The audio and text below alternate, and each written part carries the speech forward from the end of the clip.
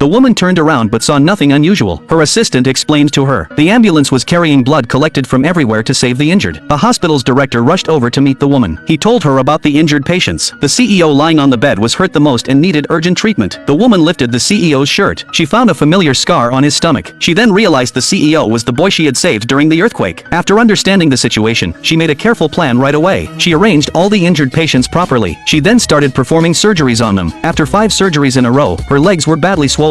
The other doctors persuaded the woman to rest, but the woman refused. Saving lives was the most important thing after all. Her right hand began to twitch. Only then did she remember that the man had cut her hand when he smashed the vase. But she was right in the middle of a surgery. This kind of surgery required extremely high precision from the doctor. She was the only doctor in the world who could do it. Now the woman had to give up on the patient. She was willing to take all the consequences. The woman walked out of the operating room. She was surprised to find the same man waiting outside. The woman angrily slammed the surgical report on him. She picked up a trash can and was about to throw it at the man. The nearby doctors and nurses quickly stopped her. After a conversation, she learned the truth. The man was the husband of the patient's granddaughter. The elderly woman next to him was the patient's wife. When the old lady learned the woman's right hand was injured and could not perform the surgery, she flew into a rage. She swore to get revenge for the woman. The woman pointed at the man and said he was the one who hurt her. The old lady looked at her granddaughter's husband and was extremely angry. She slapped him directly across the face, but the man still refused to back down. He insisted the woman was lying to them. Just then, a nurse rushed out of the operating room with an emergency report. She said the patient was dying. The man panicked immediately. If the old man died without leaving a will, he would not be able to inherit his money. Only then did the old lady realize the truth. The man had stayed outside the operating room just to wait for the old man's fortune. The man stopped acting filial. He snatched the cane from the old lady's hand and threw it on the ground. He insulted her as a useless old woman. He also said he would never have married their granddaughter if her family wasn't rich. As everyone argued fiercely, the police arrived at the hospital to arrest the man. He was charged with intentional homicide. The woman panicked at once. Even after the police named the victim, she still couldn't believe it was her husband. She tried to convince herself that her husband must still be alive. Overwhelmed by grief, she fainted. When she woke up, she went to her husband's hospital room. The doctor told her that her husband was brain dead. Even with expensive medical equipment to keep him alive, he probably wouldn't last long. Before her husband fell brain dead, he told his parents not to tell the woman about his injury. He was afraid it would distract her from saving patients. The woman was even more heartbroken after hearing this. Then the doctor told her she should give up treatment instead of letting him live in pain. She hesitated for a moment with the consent form, but still decided to sign it. Just as she was about to write her name, the CEO she had saved before came to her. To repay her for saving his life twice, he decided to send her husband abroad for the most advanced treatment. He would also cover all the medical expenses. Soon after, the woman's parents and husband were sent abroad by the CEO. As the woman was about to leave the airport, people pointed and talked about her. They called her an irresponsible doctor. They said she had no shame and hooked up with a rich CEO right after her husband's accident. The CEO was about to argue with them, but the woman stopped him. Before they could react, the CEO's assistant rushed over and told them something was wrong. Rumors about the woman were spreading all over the internet. The woman suffered online bullying again. Netizens condemned her for pretending to sleep while knowing the pregnant woman was bleeding heavily. Others said she only cared about money. Some even said her husband's brain death was punishment for her bad deeds. The CEO was very angry. He immediately told his assistant to clarify the rumors and find the person behind them. But the woman told the CEO not to rush. She wanted to wait and see how things unfolded. The woman took the CEO to the hospital. Sure enough, they saw the scheming girl live streaming to play the victim. She wanted to use public sympathy to blame the woman and make a lot of money. But the woman was not worried. In her previous life, the scheming girl turned public opinion against her because the woman was dead and no one knew the truth. This time, all the passengers on the plane had seen the whole incident, so someone would definitely stand up for her.